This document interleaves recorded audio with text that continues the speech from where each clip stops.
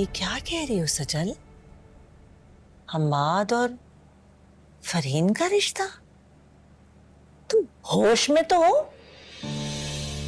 अम्मी जी, मैं कौन सा खुद से ये बात कर रही हूँ, और ना ही मैं ऐसा कभी सोच सकती हूँ। वो तो अशर और आंटी। अपने अल्फाज में उन्हें समझा देती, तरीके से मना कर देती। तुम मुंह उठा के बेवकूफों की तरह मेरे पास उनका पैगाम लेकर आ गई हो।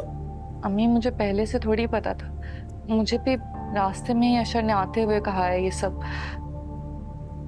अब उनके मुंह पर उनको अचानक से मना थोड़ी कर सकती थी। मेरे लिए तो खुद इतना शॉकिंग था, इतनी हैरान हुई मैं ये सब सुनकर। और आपको पता है, वो तो जाने से पहले ना निकाह करवाने का सोच रहे हैं। अब समझ में आया, जो वो तोहफों भरा थैला लेकर हिरा के घर आ गई थी और जिस तरह से हंस हंस के हमाद से बातें कर रही थी, तो ये सब चल रहा था उनके दिमाग में, ये सोच बैठी हुई थी। ठीक कह रहे हैं आप। और आपको पता है, आजकल तो मेरे साथ भी उनका रवैया बदला बदला सा ही है। कुछ इंसान में खुदा खौफी भी होती है।